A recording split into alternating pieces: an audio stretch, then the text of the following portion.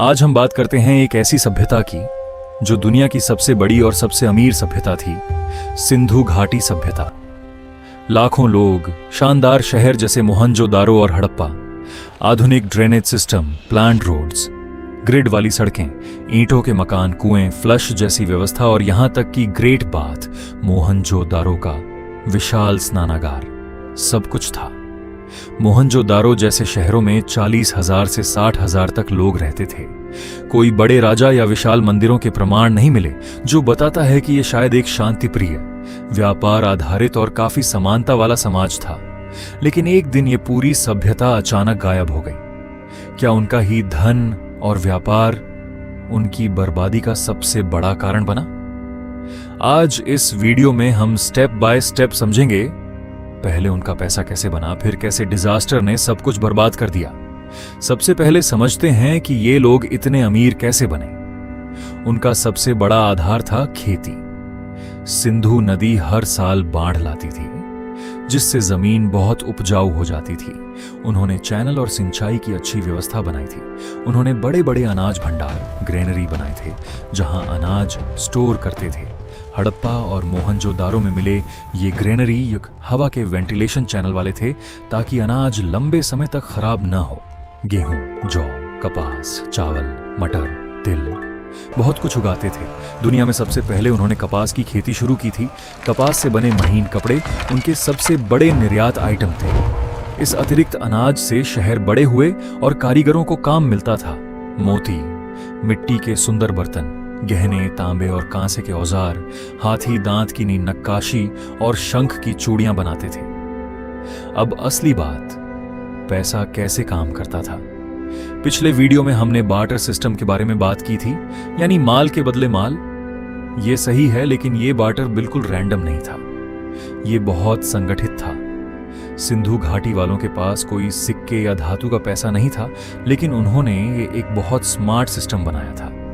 Standard weights, मानकीकृत वजन। उन्होंने चट पत्थर के छोटे छोटे घनाकार वेट्स बनाए थे, जो पूरे इलाके में एक जैसे थे, मोहनजोदारो से लोथल तक। सबसे छोटा वेट लगभग 0.85 ग्राम का होता था, और फिर 1, 2, 4, 8, 16 किलोग्राम तक बाइनरी सिस्टम में बढ़ते थे।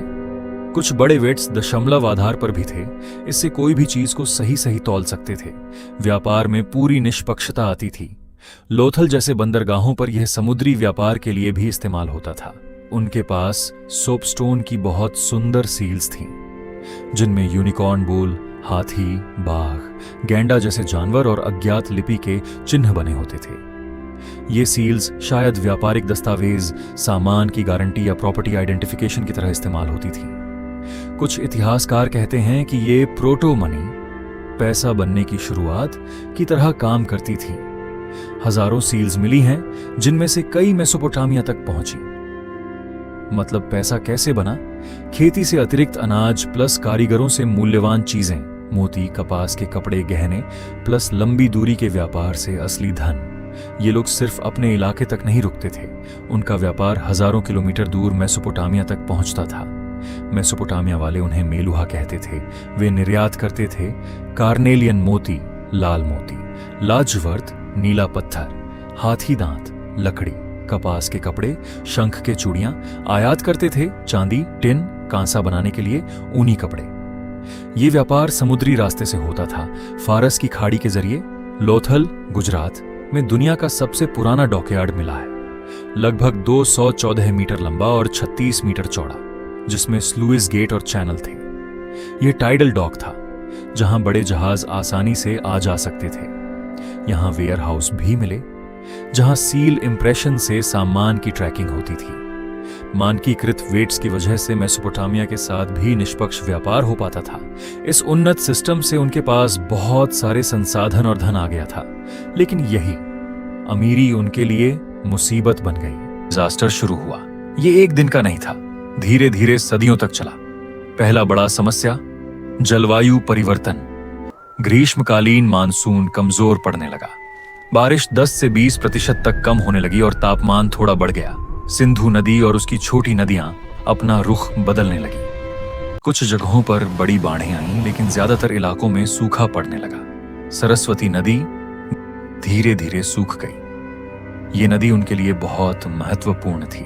हाल के वैज्ञानिक अध्ययनों 2025 में कंफर्म हुआ है कि 4400 से 3400 साल पहले 4 बड़े सूखे पड़े, हर एक 85 साल से ज्यादा लंबा। एक सूखा तो 164 साल तक चला। ये 4.2 के ए इवेंट का हिस्सा था जो पूरी दुनिया में प्रभाव डाला।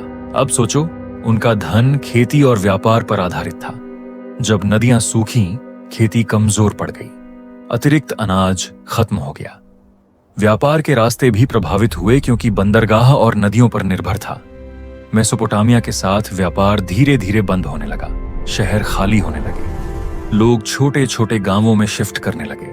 मोहनजोदारो और हड़प्पा जैसे बड़े शहर छोड़ दिए गए।